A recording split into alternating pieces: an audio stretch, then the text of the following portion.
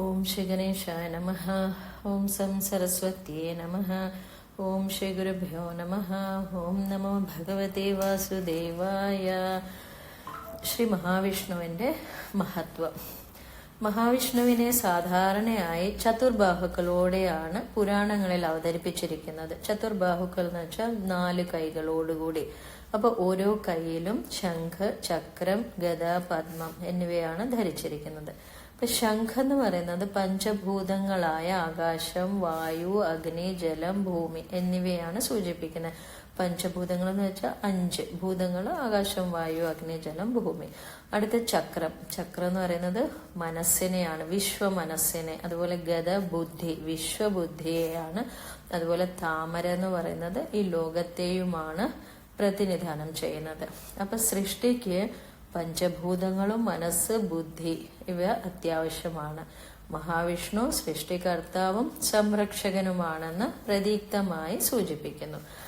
അടുത്ത മഹാവിഷ്ണുവിന് പര, വ്യൂഹം, വിഭവം, അർച്ച, അന്തര്യാമി എന്നിങ്ങനെ 5 ഭാവങ്ങളുണ്ട്. സർവവ്യാപിയായ പരബ്രഹ്മത്തെ പര എന്നും, സഗുണഭാവത്തിന്റെ 4 തലങ്ങളായ ചിത്തം, അഹങ്കാരം, ബുദ്ധി, മനസ്സ് എന്നിവയെ പ്രതിനിധാനം ചെയ്ത് വാസുദേവൻ, സംഘർഷണൻ, പ്രദ്യുമ്നൻ, അനിരുദ്ധൻ എന്നിവരിലൂടെ വ്യൂഹമെന്നും, വ്യത്യസ്ത അവതാരങ്ങൾ സ്വീകരിച്ച് വിഭവമെന്നും, ക്ഷേത്രങ്ങളിലെ പ്രതിഷ്ഠാമൂർത്തിയായി അർച്ചയെന്നും, എല്ലാ ജീവജാലങ്ങളുടെയും ഉള്ളിൽ അധിവസിക്കുന്നവൻ എന്ന നിലയിൽ അന്തര്യാമി എന്നും ഭഗവാനെ പറയുന്നു.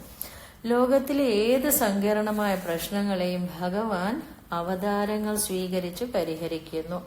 കലിയുഗത്തിൽ നാരായണ മന്ത്രജപം തന്നെയാണ് എല്ലാ ദുരിതങ്ങളെയും അകറ്റാനുള്ള ഏക പോം വഴി. ബ്രഹ്മാവ് തന്നെ ഒരിക്കൽ തന്റെ മാനസപുത്രനായ ശ്രീ നാരദ മഹർഷിയോട് ഉപദേശിച്ചതായി കലിസന്തരണോപനിഷത്തിൽ രേഖപ്പെടുത്തിയിട്ടുണ്ട്. അപ്പം ഇവിടെ വിഷ്ണു സഹസ്രനാമത്തിന്റെ ഒരു മഹത്വത്തെ കുറിച്ചും കൂടി പറയാം. വിഷ്ണു സഹസ്രനാമം ഭഗവാന്റെ 1000 നാമങ്ങളാണ്. അത് ഭീഷ്മാചാര്യര് പാണ്ഡവർക്ക് ഉപദേശിച്ചു കൊടുത്തതാണ്. യുദ്ധമെല്ലാം കഴിഞ്ഞ് 18 ദിവസം കൊണ്ടായിരുന്നല്ലോ യുദ്ധം നടന്നത്. അതെല്ലാം കഴിഞ്ഞതിന് ശേഷം പാണ്ഡവർക്ക് വളരെ വേദന. എന്താ വെച്ചാൽ എല്ലാവരും നഷ്ടപ്പെട്ടു. മെയിനായിട്ടുള്ള ആൾക്കാരെല്ലാം പോയി. ഗുരുക്കന്മാരും പിതാമഹനും എല്ലാം അവശരായി അല്ലേ. ഗുരുക്കന്മാരൊക്കെ മരണപ്പെട്ടു. അപ്പൊ അങ്ങനെയൊക്കെ വന്ന സ്ഥിതി സഹോദരങ്ങളെല്ലാം പോയി. അതൊക്കെ കണ്ട് വല്ലാതെ വിഷമമായിട്ടിരിക്കുക. അപ്പൊ അതുമല്ല, ഇനി രാജ്യം എങ്ങനെ ഭരിക്കണം, ഇതൊക്കെ നമുക്ക് പറഞ്ഞുതരാൻ ആരെങ്കിലും വേണമല്ലോ. അപ്പൊ അങ്ങനെ ഭഗവാൻ, ശ്രീകൃഷ്ണ ഭഗവാൻ യുധിഷ്ഠിരോട് പറയും. അപ്പൊ യുധിഷ്ഠിർ ഒത്തിരി വിഷമിച്ച് ഇങ്ങനെ ഇരിക്കും. ഇത് കണ്ടിട്ട് ഭഗവാൻ യുധിഷ്ഠിരോട് പറയും, നമുക്ക് യുദ്ധഭൂമിയിൽ പോവാം, ഭീഷ്മരുടെ അടുത്ത് പോകാം എന്നും പറഞ്ഞ്. എന്നിട്ട് പറയും, താല്പര്യമുള്ളവരെ മാത്രമേ കൂട്ടിക്കൊണ്ട് വരാവുള്ളൂ, എല്ലാവരും ഒന്നും കൂട്ടരുതെന്ന് പറയുന്നത്. വെച്ചാൽ ഈ ഒരു അറിവെന്ന് പറയുന്നത് അതെല്ലാവർക്കും കൊടുക്കാനുള്ളതല്ല. 100 രൂപയ്ക്ക് 10 എന്നൊക്കെ പറയുന്ന കൂട്ട് അങ്ങനെയുള്ള ഒരു വിദ്യ അല്ല. അപ്പൊ അങ്ങനെ പാണ്ഡവരും ദ്രൗപദിയും മാത്രമാണ് ശ്രീകൃഷ്ണ ഭഗവാന്റെ കൂടെ യുദ്ധഭൂമിയിൽ പോകുന്നത്. അപ്പൊ അവിടെ ചെല്ലുമ്പം ഭീഷ്മരാണ് അവർക്ക് ഈ വിഷ്ണു സഹസ്രനാമം യുധിഷ്ഠിരൻ ചോദിക്കുന്നുണ്ട്, കുറെ ചോദ്യങ്ങൾ ചോദിക്കുന്നുണ്ട്. അപ്പൊ അതൊക്കെ കഴിയുമ്പോൾ ഭഗവാൻ പാണ്ഡവരോട് പറയും, ഏതൊരു കാര്യം ചെയ്യുന്നതിന് മുമ്പായിട്ട് ശ്രീ വിഷ്ണു സഹസ്രനാമം ജപിച്ചിട്ട് വേണം ഒരു ദിവസം തുടങ്ങാൻ. അങ്ങനെ ഭീഷ്മരാണ് വിഷ്ണു സഹസ്രനാമം അവർക്ക് പറഞ്ഞു കൊടുക്കുന്നത്. അപ്പം ഭഗവാന്റെ 1000 നാമങ്ങളാണ്. അപ്പൊ വിഷ്ണുവിനെ മനസ്സിൽ ഉറപ്പിച്ച് വിഷ്ണുവിന്റെ 1000 നാമങ്ങൾ ഉച്ചാരണശുദ്ധിയോടെ, വളരെ വേഗത്തിലുമല്ല വളരെ മെല്ലെയുമല്ലാതെ ജപിക്കുന്നത് ഏറ്റവും നല്ലതായിരിക്കും. അപ്പൊ എല്ലാ സൗഭാഗ്യങ്ങളും അതുപോലെ തന്നെ ശ്രേയസ്സും എല്ലാം നമുക്ക് ഭയമില്ലാതെ വരും. നമുക്ക് വീര്യവും അതുപോലെ തന്നെ തേജസ്സും ആരോഗ്യം എല്ലാം സിദ്ധിക്കുമെന്നാണ് പറയുന്നത്. അപ്പൊ രോഗശാന്തി ലഭിക്കാൻ പതിവായി വിഷ്ണു സഹസ്രനാമം ജപിക്കുന്നത് നല്ലതാണെന്ന് അനുഭവസ്ഥരും പറയുന്നുണ്ട്. അപ്പം യാത്ര ചെയ്യുമ്പോഴും ക്ഷേത്രത്തിൽ ദർശനത്തിനായി കാത്തു നിൽക്കുമ്പോഴും സഹസ്രനാമം ചൊല്ലുന്നത് മനസ്സിന് ഏകാഗ്രത ലഭിക്കാൻ ഉത്തമമാണ്. വിദ്യാർത്ഥികൾ വിഷ്ണു സഹസ്രനാമം ജപിക്കുകയാണെങ്കിൽ ഓർമ്മശക്തിയും ബുദ്ധിശക്തിയും വർദ്ധിക്കും.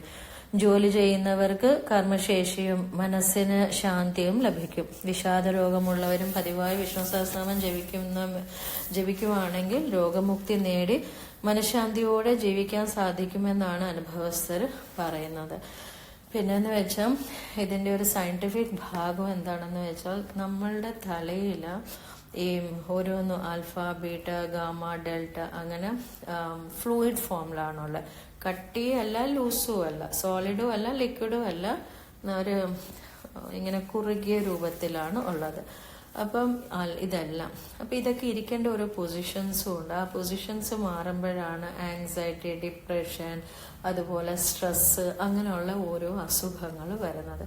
അപ്പൊ പതിവായിട്ട് നമ്മൾ വിഷ്ണു സഹസ്രനാമം ചൊല്ലുവാണെങ്കിൽ, അതുപോലെ തന്നെ ലളിതാ സഹസ്രനാമം, ഭഗവത്ഗീത, ഹരേ കൃഷ്ണ മഹാമന്ത്രം, ഇതെല്ലാം ചൊല്ലുവാണ്. സാൻസ്ക്രിറ്റ് ഇതിന് നല്ല, ഇപ്പം നമ്മൾ വേറെ ഒരു ഭാഷ സംസാരിക്കുന്ന കൂട്ടല്ല, സാൻസ്ക്രിറ്റ് സംസാരിക്കുമ്പോൾ നാവ് വായിക്കകത്ത് മൊത്തം കടന്ന് ഓടും അല്ലെ, മൊത്തം അത് തന്നെ വലിയൊരു എക്സസൈസാണ് അല്ലെ, കഴുത്തിന് മുകളിലോട്ടുള്ള ഒരു എക്സസൈസാണ്.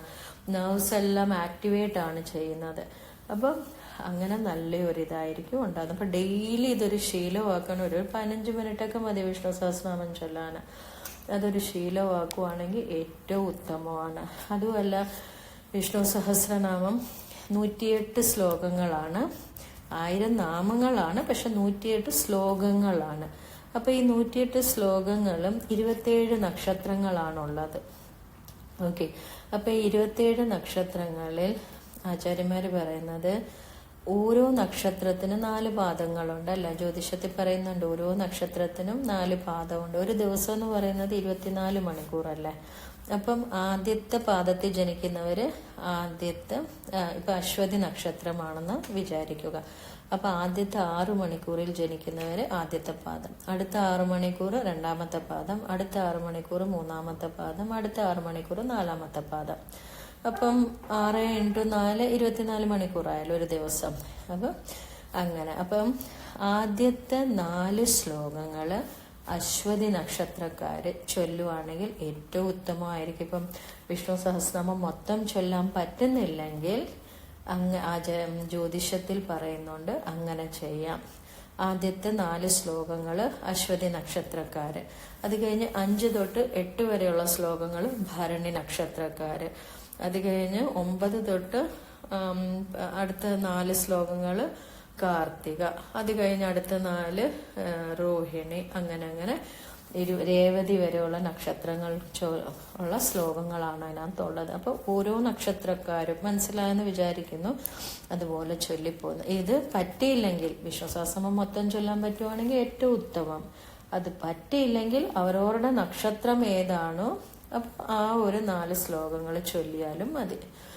ഓക്കെ, അപ്പം ഇപ്പൊ അശ്വതി നക്ഷത്രമാണെങ്കിൽ അശ്വതി നക്ഷത്രത്തിൽ വരുന്നവർക്ക്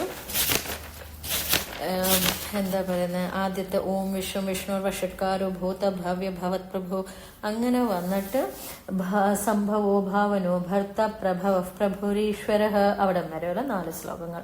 അത് കഴിഞ്ഞ് ഭരണി വരുമ്പോൾ സ്വയം ഭൂശംഭോരാദിത്യ പുഷ്കരാക്ഷോ മഹാസന അനാദിനിധനോ ധാത വിധാത ധാതുരുത്തമ അങ്ങനെ എടുത്ത് ഈ 8ാമത്തെ ശ്ലോകം വരെ ഈശാനഃ പ്രാണദഃ പ്രാണോ ജ്യേഷ്ഠ ശ്രേഷ്ഠ പ്രജാപതി ഹിരണ്യഗർഭോ ഭൂഗർഭോ മാധവോ മധുസൂദന അങ്ങനെ. പിന്നെ അടുത്ത കാർത്തിക വരുമ്പോ 9, 10, 11, 12 വരെയുള്ള ശ്ലോകങ്ങൾ എന്ന് വെച്ചാൽ ഈശ്വരോ വിക്രമേ ധന്വി മേധാവി വിക്രമക്രമ അനുത്തമോ ദുരാദർശ കൃതജ്ഞ കൃതിരാത്മവാൻ തൊട്ട് 12 ഏതാ വസുർ വസുമന സത്യ സത്മാത്മാ സമിത സമഃ അമോഘ പുണ്ടരീകാക്ഷോ വൃഷകർമ്മ വൃഷകൃതി.